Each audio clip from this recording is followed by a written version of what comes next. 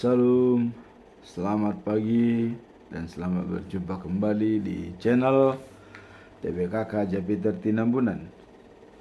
Firman Tuhan pada hari ini di hari yang ke-43 tanggal 12 Februari tahun 2024 diambil dari surat Apostol Paulus ke jemaat Efesus pasal 5 ayat 15 sampai dengan 16. Perikop hidup dalam terang. Sebagai nats kita tetap memakai dalam 3 versi bahasa. Pertama yaitu bahasa Indonesia. Demikian firman Tuhan. Karena itu perhatikanlah dengan seksama bagaimana kamu hidup.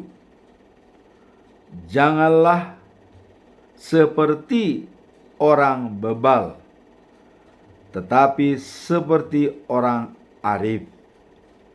Dan pergunakanlah waktu yang ada, karena hari-hari ini adalah jahat. Dalam bahasa Indonesia sehari-hari demikian. Sebab itu perhatikanlah baik-baik cara hidupmu. Jangan hidup seperti orang-orang bodoh. Hiduplah seperti orang bijak. Gunakanlah sebaik-baiknya setiap kesempatan yang ada padamu, karena masa ini adalah masa yang jahat. Bahasa Batak Siganupari di Dok Songonon. Alani i takasma parohahon hamu ngolumuna unang mahamu songon akka naloahon alai tiruhamuma akka nabisuk pakke hamuma sadenggan-dengganna tikki na adong dihamu ai jahat do akka tikki. Demikianlah firman Tuhan. Dan sebagaimana biasanya kita lihat dalam bacaan pagi, diambil dari kitab Hakim-Hakim pasal 10 ayat 1 sampai dengan 5, yaitu peristiwa Tola dan Yair.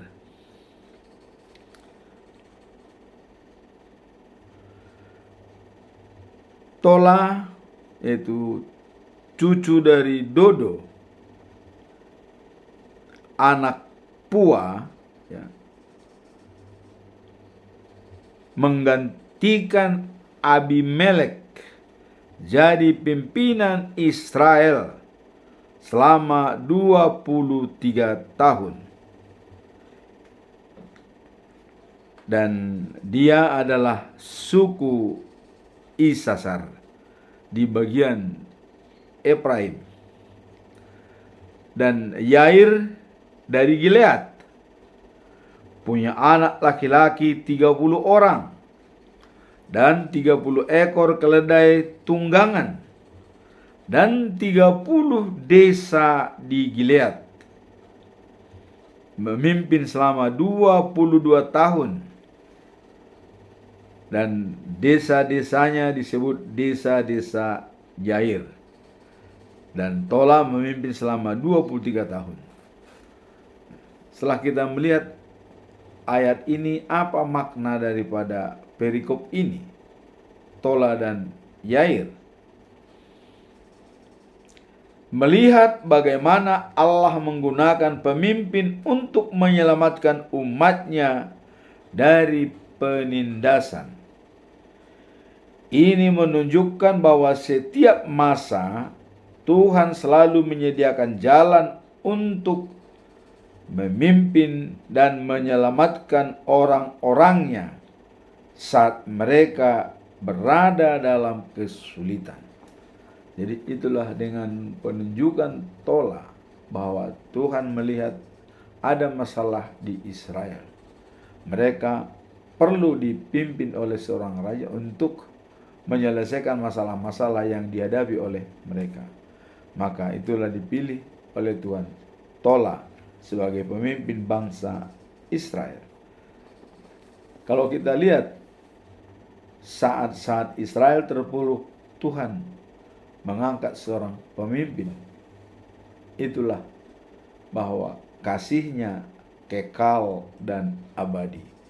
Rencana Tuhan yang sangat besar itu ditunjukkan dengan pengangkatan pemimpin-pemimpin pada bangsa Israel. Apa pesan moral daripada perikop ini? Kita lihat bahwa Tola anak buah dan dari suku Isasar, ya.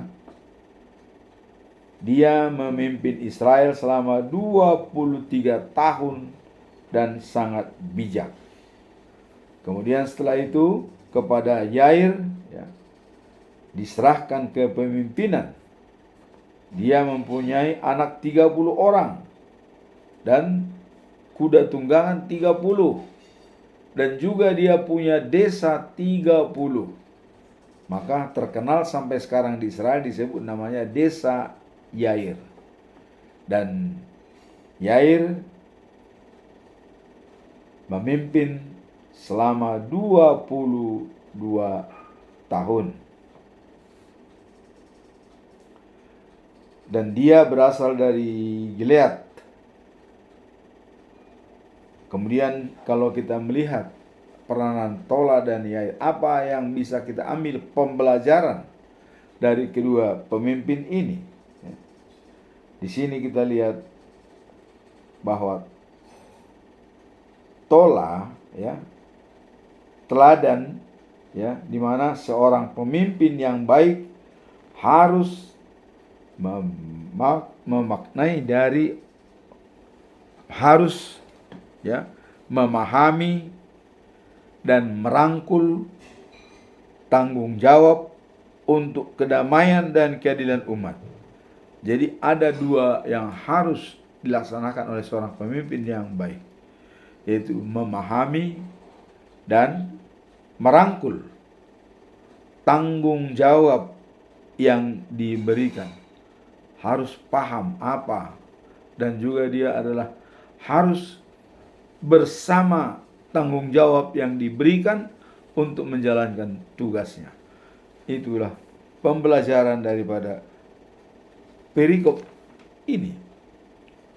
Nah, kemudian kepemimpinan sejati harus didasarkan pada ketulusan dan pengabdian kepada Tuhan serta, ya, masyarakat yang dipimpinnya. Jadi kepemimpinan yang sejati dikatakan dalam hal perikop ini adalah harus didasarkan pada ketulusan dan pengabdian kepada Tuhan dan masyarakatnya. Jadi ada pengabdian, ya, dan juga ada ketulusan baik kepada Tuhan dan juga masyarakat yang dipimpinnya. Kemudian Tola pemimpin yang bijak dan berkomitmen. Dan dia memimpin selama 23 tahun. Dan setelah itu maka Tuhan memilih Yair sebagai pemimpin bangsa Israel. Dan Yair memimpin selama 22 tahun, ya. Dan dia punya anak 30 orang dan keledai tunggangan sebanyak 30 ekor dipersiapkan untuk anak-anaknya. Dan juga dia memiliki desa, 30 buah desa. Jadi memang benar-benar matang Yair mempersiapkan semua. Bahkan sampai sekarang dikatakan di sana ada desa-desa Yair. Itulah yang 30 desa tersebut. Itulah bacaan pagi yang bisa kita lihat dalam Hakim-Hakim, ya, pasal 10 ayat 1 sampai dengan 15. Sekarang kita masuk dalam bacaan malam, ya. Diambil dari kitab Roma pasal 9 ayat 6 sampai 13. Nah, ini judulnya tetap mengacu kepada judul yang sebelumnya, yaitu Allah dengan umatnya yang terpilih. Jadi ada di sini umat yang terpilih sesuai dengan rencana Allah. Apa makna perikop ini? Kita lihat bahwa Paulus, ya, menjelaskan bahwa tidak semua orang dari keturunan Israel adalah benar-benar umat Allah. Berarti ada keturunan Israel, memang dia bukan umat Allah. Siapakah itu? Itulah orang yang tidak percaya kepada Yesus yang datang menyelamatkan dunia, yang dikirimkan oleh Allah. Jadi ada dikatakan bahwa tidak semua orang Israel, ya, dari keturunan Israel adalah benar-benar umat Allah. Apa pesan moral dari perikop ini, ya, yang mau kita ambil? Pesan moralnya adalah bahwa pemilihan Allah tidak bergantung pada keturunan fisik, ya. Jadi bukan karena dia keturunan Israel maka dia terpilih, tidak. Jadi pemilihan, ya, Allah tidak bergantung pada keturunan fisik, tetapi pada kendala, ya, tapi pada kedaulatan Tuhan. Artinya ada hak prerogatif Allah, ya, didasarkan pada kedaulatannya, dan ada tujuan yang lebih besar. Kalau Allah menentukan ini, berarti ada rencana di balik pemilihan tersebut. Itulah pesan moral yang bisa kita lihat. Jadi semuanya dasar pemilihan ada rencana yang lebih besar yang sudah Allah tentukan. Bagaimana pembelajaran daripada perikop ini? Kita lihat bahwa, ya, Allah memiliki rencana, ya, tertentu di mana Ia memilih siapa yang akan menerima karunia itu, seperti diperlihatkan dalam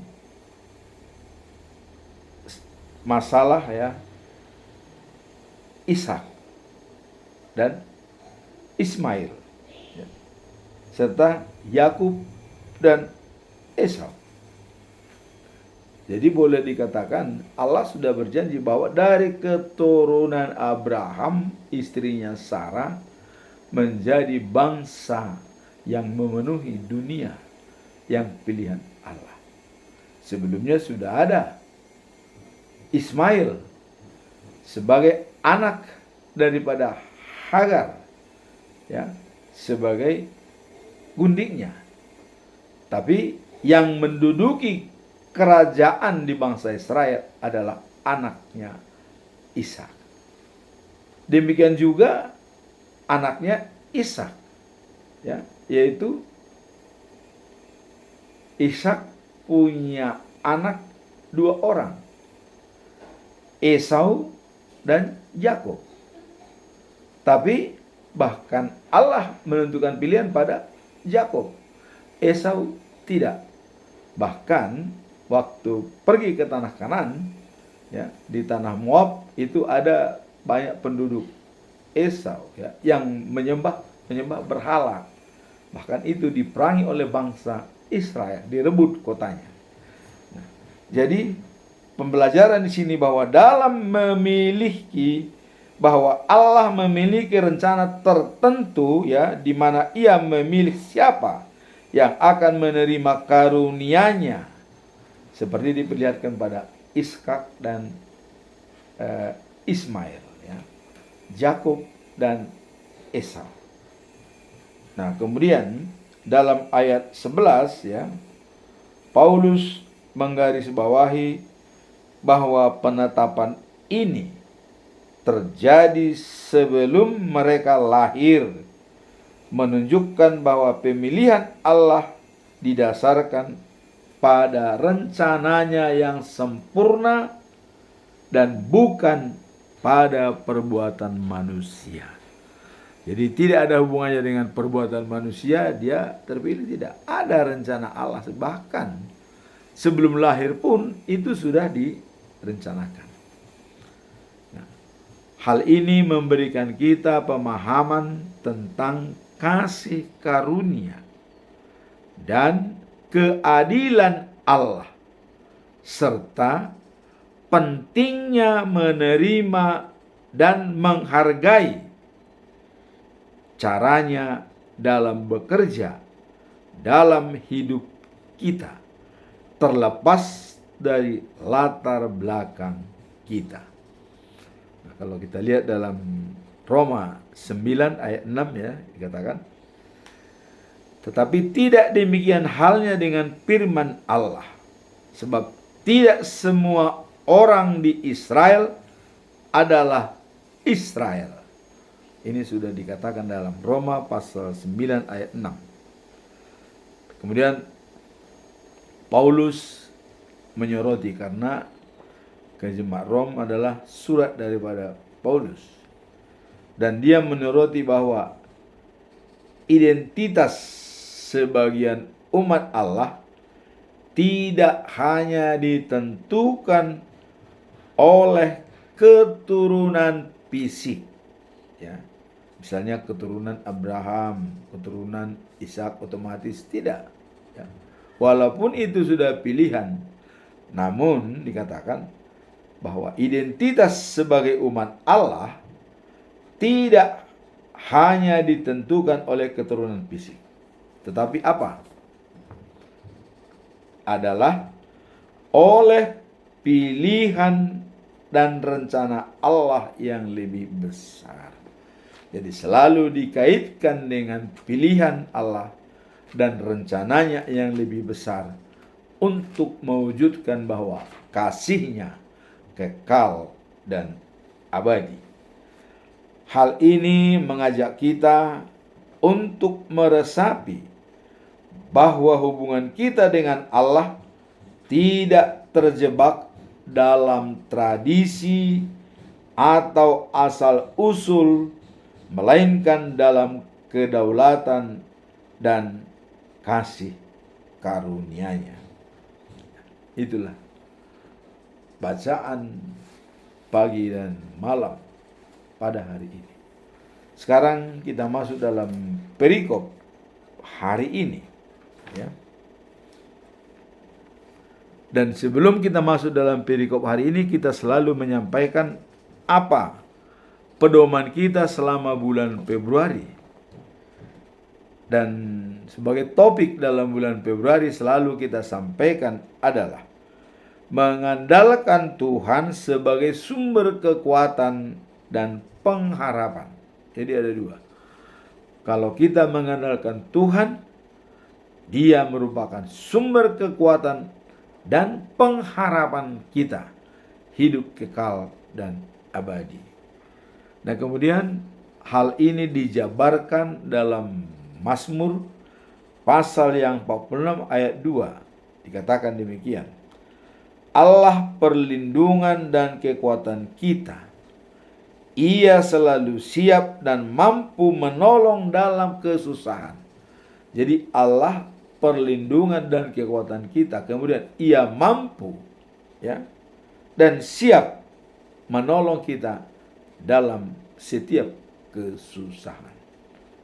Itulah pedoman kita selama bulan Februari, dengan ada paradigma bahwa apapun yang terjadi, misalnya bumi berubah dan gunung-gunung di dasar laut bergoncang, tapi kita tidak takut, karena kekuatan perlindungan kita dan keamanan kita adalah Tuhan. Jadi tidak perlu lagi kita khawatir, karena perlindungan dan keamanan kita adalah Tuhan. Sekarang kita masuk dalam perikop hari ini. Perikop hari ini diambil dari kitab Efesus pasal 5 ayat 15 sampai 16. Hidup dalam terang. Apa makna dalam perikop ini?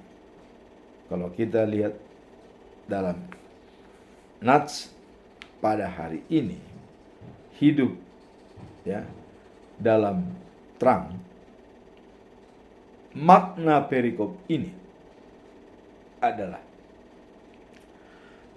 terdapat panggilan bagi umat Tuhan untuk hidup dengan bijaksana dan memanfaatkan setiap kesempatan yang ada, terutama di tengah dunia yang penuh dengan tantangan dan kejahatan.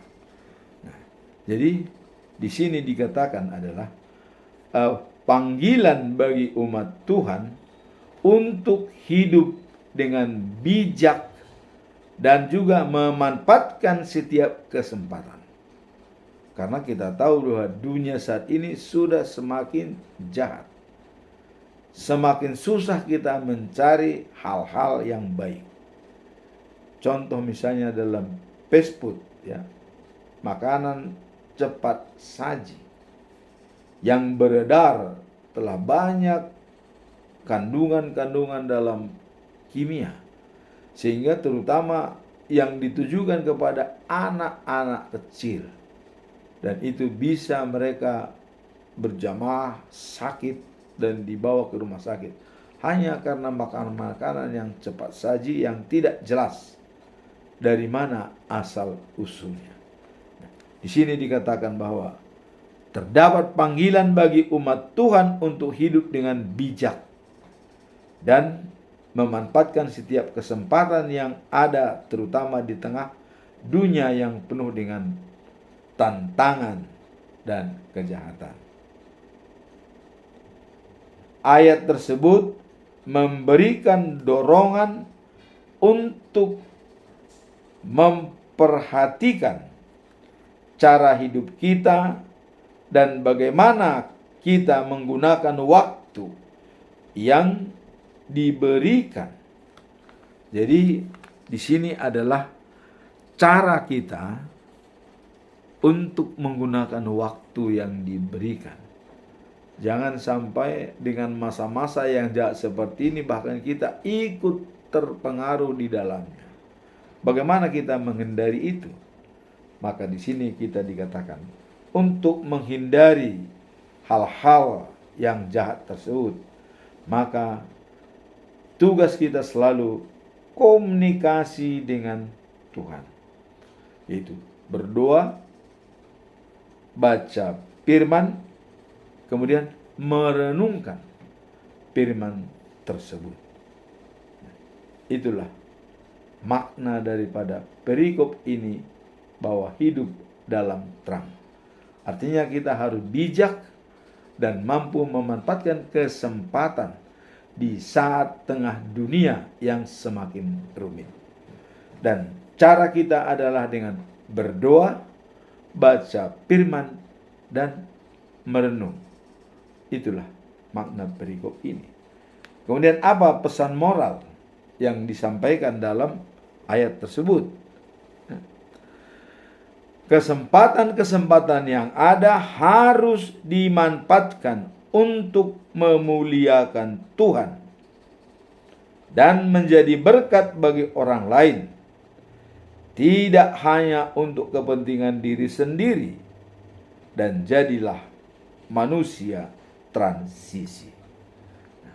Inilah pesan moral daripada perikop ini. Kalau kita untuk menjadi hidup dalam terang. Jadi hidup dalam terang itu kita harus bisa menjadi manusia transisi. Apa itu manusia transisi? Manusia transisi dalam istilah Batak disebutkan begini. Ya. Molo dang bui hita mangurupi dongata pinomat unang manusai. Imam Molo di Hatta Batak dalam bahasa Indonesia mengatakan, kalau kita tidak bisa membantu orang lain, minimum tidak menyusahkannya.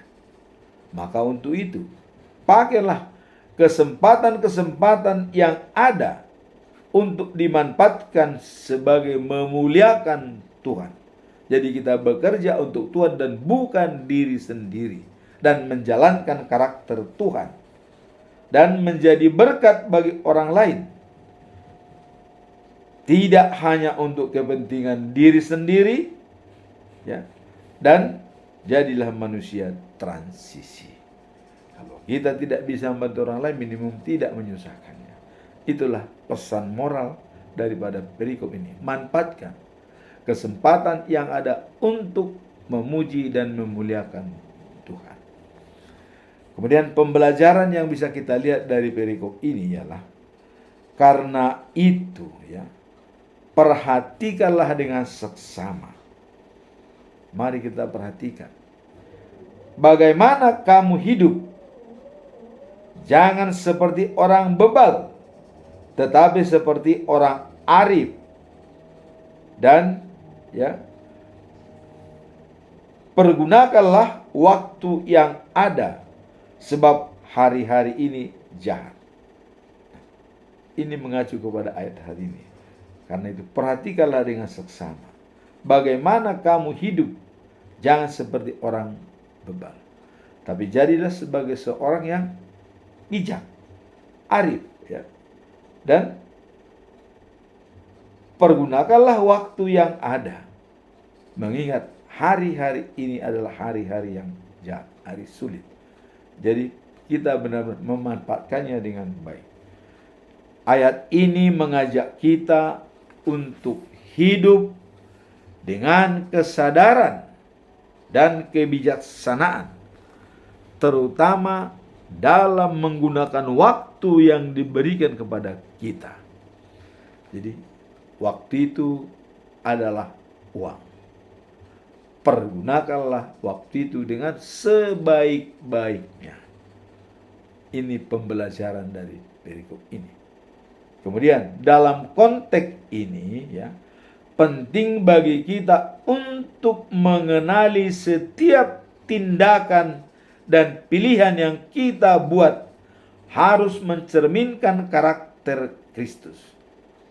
Kalau Stephen Covey mengatakan, everybody freedom to choice. Semua orang bebas untuk memilih. Tapi dikatakan lagi, everybody must be responsibility to his choice. Artinya, dengan kebebasan memilih itu, dan kita harus bertanggung jawab atas pilihan. Kemudian, setiap tindakan dan pilihan yang kita buat harus mencerminkan karakter Kristus. Apa itu karakter Kristus? Yaitu kasih. Dan ini bisa disikapi dengan 4 anugerah manusiawi serta memanfaatkan kesempatan yang ada untuk membawa dampak positif yang ada di sekitar kita, bahkan di tengah sulitnya dunia saat ini. Jadi kita bisa memanfaatkan 4 anugerah manusiawi dalam pilihan yang kita buat untuk mencerminkan karakter Tuhan, supaya sesuai dengan karakter Tuhan. Karakter Kristus adalah kasih, terang, dan roti hidup, dan jalan menuju Bapa. Itulah karakter daripada Yesus Kristus. Nah, bagaimana kita bisa mencapai karakter Kristus? Di sini dikatakan ada 4 anugerah manusiawi, yaitu pertama, kita harus sadar siapa kita di hadapan diri kita, di hadapan keluarga, di hadapan masyarakat, di hadapan alam semesta, dan terutama di hadapan Tuhan. Kita harus sadar sesadar-sadarnya. Dan yang kedua, ada imajinasi. Apa itu imajinasi? Bekerja untuk jangka panjang, bukan untuk jangka pendek. Apa itu jangka panjang? Jangka panjang, kita tahu bahwa tujuan akhir hidup kita adalah life after life, the new of Jerusalem. Artinya, tujuan jangka panjang hidup kita adalah hidup setelah kehidupan saat ini di Yerusalem yang baru. Kita harus berpacu pada tujuan jangka panjang, bukan jangka pendek. Kalau jangka pendek, kebutuhan sehari-hari itu jangka pendek, tapi jangka panjang kita, dan kita dari sanalah kita memulai pekerjaan kita. Jadi kalau Stephen Covey mengatakan, mulai dengan tujuan akhir, began the end in mind. Memulai dengan tujuan akhir, dan kemudian meletakkan apa yang utama dalam mencapai tujuan tersebut. Yang utama adalah bahwa utara sejati kita adalah mengandalkan Tuhan dan berfokus pada Dia, bekerja untuk Tuhan, bukan untuk diri sendiri. Itulah yang bisa kita lihat dari 3 tinjauan makna, dan juga pesan moral, dan juga pembelajaran. Sekarang kita masuk dalam conclusion atau kesimpulan. Kesimpulan apa yang kita dapat kalau kita hidup dalam terang? Apa yang bisa kita lihat? Saya tetap mengajukan 3 pertanyaan yang besar. Pertanyaan pertama adalah, bagaimana cara menentukan apakah kesempatan yang ada sejalan dengan kehendak Tuhan dalam hidup kita? Apakah kita sudah benar-benar sesuai kehendak Tuhan, hidup dalam terang? Bagaimana cara menentukan? Di sini dikatakan menentukan apakah kesempatan yang ada sejalan dengan kehendak Tuhan dalam kehidupan kita adalah hal yang sangat penting dan memerlukan kebijaksanaan serta ketelitian.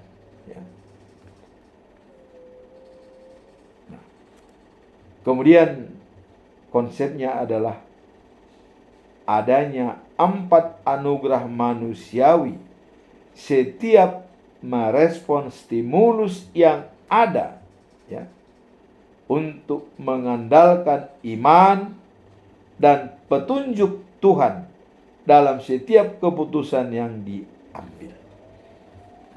Jadi cara kita untuk menentukan apakah kesempatan yang ada sejalan dengan kehendak Tuhan, kita selalu harus merespon dengan 4 anugerah manusiawi untuk sejalan dengan karakter Tuhan. Apa itu? Kesadaran diri, imajinasi, hati nurani, dan independent will.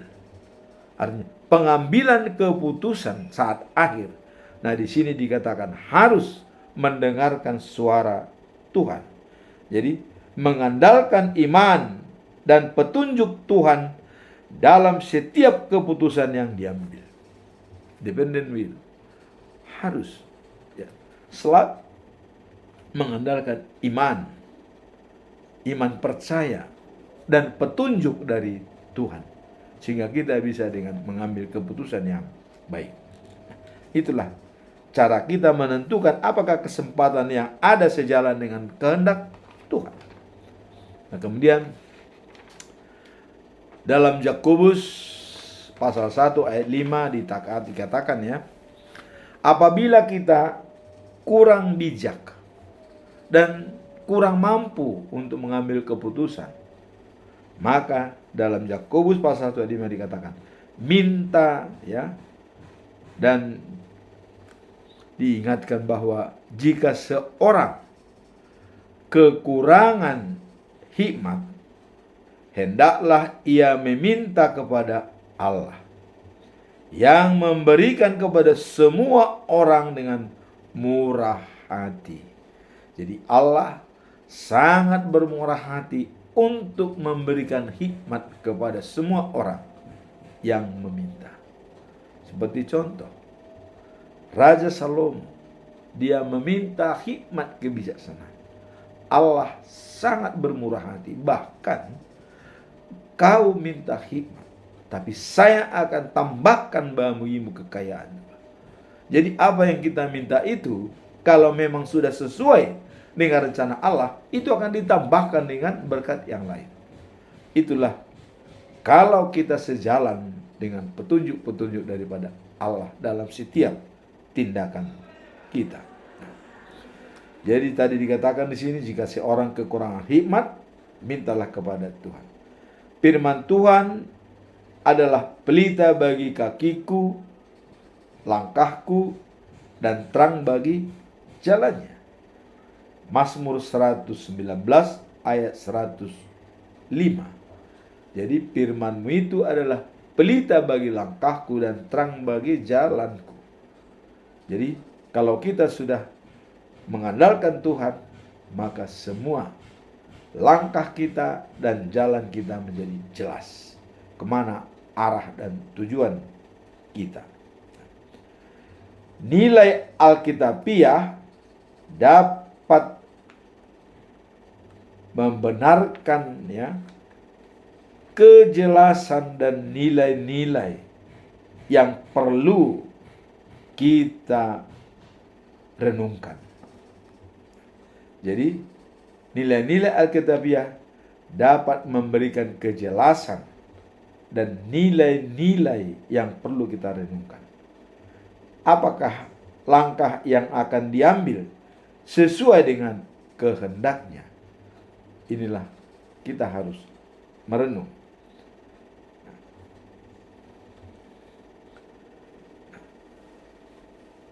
Sehingga menjawab pertanyaan di atas, apakah kesempatan yang ada, ya, sejalan dengan kehendak Allah?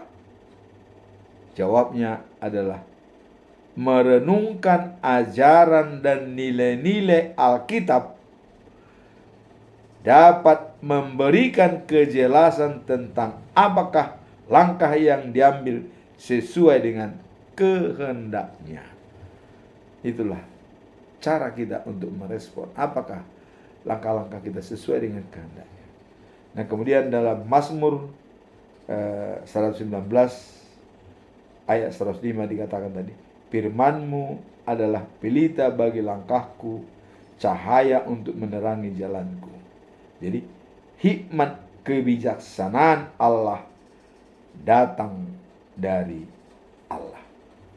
Itulah cara kita untuk menjawab bagaimana cara menentukan apakah kesempatan yang ada sejalan dengan kehendak Tuhan dalam hidup.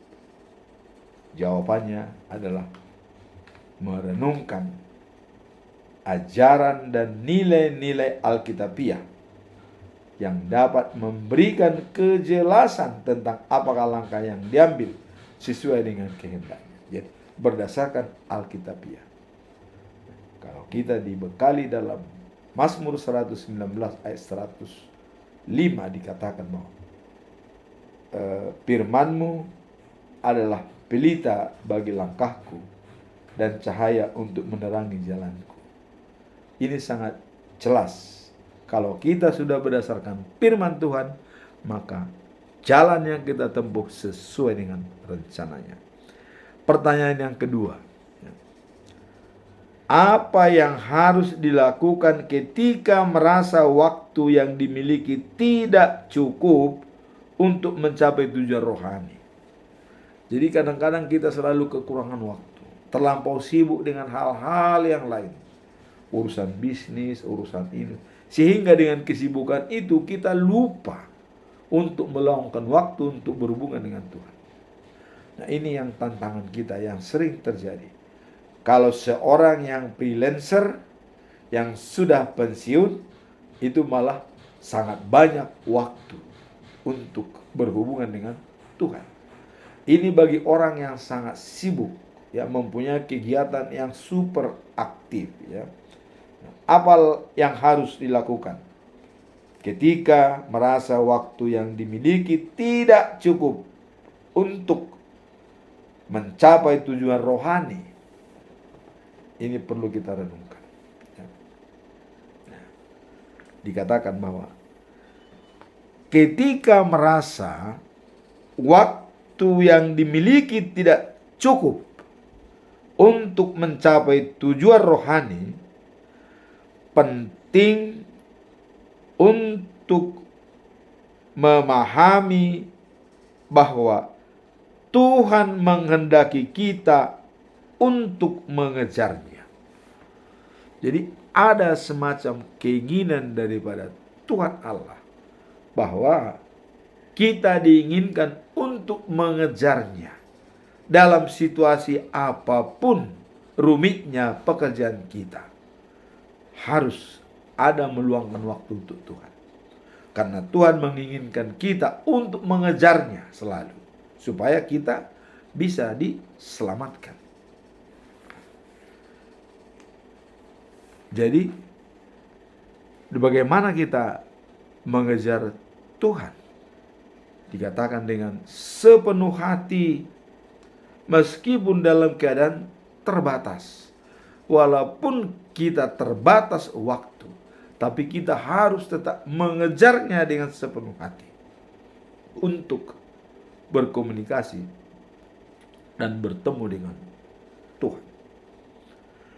Dalam Alkitab kita diajarkan untuk memprioritaskan hubungan kita dengan Tuhan. Apa maksud? Karena kalau kita sudah connect dan berhubungan dengan Tuhan, maka apapun yang kita lakukan semuanya akan bisa terselesaikan. Jadi menjalin hubungan kita dengan Tuhan harus kita tempatkan di atas daripada segalanya. Dengan sibuk apapun kita, ya, apapun pekerjaan kita, kita tetap harus prioritaskan hubungan kita dengan Tuhan di atas segalanya, dan untuk mempercayakan segala hal kepadanya. Dalam Matius 6 ayat 33 dikatakan, tetapi carilah dahulu kerajaan Allah dan kebenarannya. Maka semuanya itu akan ditambahkan kepadamu. Apa makna ayat ini? Ayat ini mengingatkan kita akan pentingnya memprioritaskan hubungan dengan Tuhan di atas segala sesuatu. Jadi sudah diingatkan bahwa pentingnya prioritas utama adalah mengadakan hubungan dengan Tuhan di atas segala kegiatan kita. Contoh, kita lihat Yesus. Pada waktu pagi-pagi, waktu berkhotbah di Galilea, dia bangun pagi-pagi dan pergi ke tempat yang sunyi. Dan dia berdoa di sana. Apa maksudnya? Supaya dia bisa kuat untuk menyampaikan firman Tuhan berkhotbah di rumah-rumah ibadah. Dia mempersiapkan diri berdoa. Dia Tuhan, tapi rutin mempersiapkan diri. Bagaimana kita manusia ciptaannya? Mari kita itu di teladan Tuhan. Mempersiapkan diri setiap saat untuk berhubungan dengan Tuhan. Jadi ayat ini mengingatkan kita akan pentingnya memprioritaskan hubungan dengan Tuhan di atas segala sesuatu. Seperti yang dilakukan oleh Yesus sendiri ya, dalam Markus 1 ayat 35 dikatakan bahwa waktu Yesus hendak berkhotbah di Galilea ya, dia keesokan harinya waktu masih gelap, Yesus bangun lalu meninggalkan rumah. Ia pergi ke tempat yang sunyi di luar kota dan berdoa di sana. Pada waktu itu Yesus hendak berkhotbah di Galilea. Inilah menjadi role model kita. Yesus bagaimanapun sibuknya, padahal dia masih dicari-cari orang karena ribuan orang mencari dia untuk menyembuhkan. Sampai Simon dan temannya mencari Yesus ya. Dan setelah bertemu mereka katakan semua orang mencari Bapa. Jadi sangat sibuk sebenarnya Yesus itu, dicari-cari oleh orang, tapi dia tetap mengambil waktu untuk berdoa. Inilah maksud daripada pertanyaan nomor 2 tadi, bahwa apa yang harus kita lakukan ketika merasa waktu yang dimiliki tidak cukup untuk mencapai tujuan rohani. Demikian juga Yesus. Dia berkhotbah dan semua dicari orang. Dia habis menyembuhkan orang, malamnya dia pergi, dan paginya dia harus bangun menyempatkan diri untuk mempersiapkan diri. Kita pun dengan sesibuk apapun, mari kita contoh karakter daripada Yesus, selalu berdoa di tempat yang sunyi setiap hari untuk mempersiapkan pekerjaannya. Ini adalah merupakan role model bagi kita. Sesibuk apapun kita, mari kita buatkan waktu untuk berdoa, mempersiapkan tugas-tugas kita di hari-hari yang akan datang. Kemudian tujuan utama juga adalah dengan tugas samping ya. Dan jangan sampai tujuan utama kita harus lebih dahulu di samping tujuan-tujuan lainnya. Jadi kalau tujuan utama kita adalah life after life, the New of Jerusalem, tentu kita harus memilih ya untuk mempersiapkan itu. Prioritas utama adalah berdoa, meminta hikmat kebijaksanaan dari Allah. Harus kita meminta kebijaksanaan untuk menjalankan tugas setiap hari. Itulah yang harus kita lakukan untuk mengantisipasi dengan sempitnya waktu dalam mencapai tujuan rohani kita. Sekarang kita masuk dalam pertanyaan yang ketiga. Dalam konteks yang penuh tantangan, bagaimana cara kita bisa tetap hidup arif dan bijaksana sesuai dengan ajaran Kristus? Nah, ini walaupun sibuk, tapi kita dituntut supaya tetap arif dan bijaksana. Bagaimana caranya? dalam menjalani kehidupan yang penuh tantangan, ya, penting bagi kita untuk meneladani ajaran Kristus yang mengajar kita untuk bersikap arif dan bijaksana dalam setiap langkah. Dengan mengikuti prinsip-prinsip Kristus, ya, kita dapat menghadapi kesulitan dengan ketenangan dan hikmat. Prinsip-prinsip ajaran Kristus sudah jelas tadi adalah sebelum memulai pekerjaan berdoa, meminta hikmat dari Allah, supaya apa yang kita kerjakan itu nanti menjadi mulus, berakhir damai sejahtera. Dalam Matius 7 ayat 24 sampai 25 dikatakan bahwa mengajarkan tentang pentingnya mendengarkan perkataannya dan melakukannya ibarat membangun rumah di atas batu.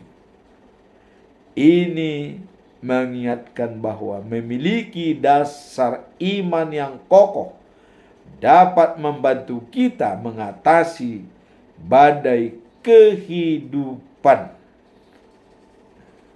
Jadi membangun rumah di atas batu sehingga dia tidak akan goyah walaupun banjir datang atau hujan atau angin, dia tidak terganggu. Itulah dicontohkan. Kalau kita lebih dulu menerima hikmat dari Tuhan, ibarat sama dengan membangun rumah di atas batu. Kemudian dikatakan dalam Yakobus 1 ayat 5, kita diingatkan untuk selalu meminta hikmat dari Allah yang memberikan kepada semua orang dengan murah hati, ya, menghadapi sikap, ya, rendah hati dan terus tekun berdoa, akan memberikan kita pengertian yang lebih dalam tentang bagaimana, ya, menjalani kehidupan yang berkembang di hati kita, yang benar, yang berkenaan di hati kita. Jadi membangun sesuatu yang berkenan di hati kita. Berdoa akan memberikan pengertian yang lebih dalam tentang bagaimana menjalani kehidupan yang berkenaan di hati kita. Jadi rendah hati dan tekun berdoa dan baca firman Tuhan. Itulah jawaban dalam konteks yang penuh tantangan, bagaimana kita bisa tetap hidup arif dan bijaksana sesuai dengan ajaran Kristus, yaitu rendah hati dan tekun berdoa dan membaca firman Tuhan. Itulah jawaban yang bisa kita berikan dalam poin 3. Maka dengan kita hidup terang di dalam Tuhan, terang kita itu selalu bercahaya, dan lebih dulu kita meminta hikmat dari Tuhan untuk dapat mengambil keputusan apa yang kita lakukan dalam setiap kegiatan kita. Amin. Tuhan memberkati kita semua.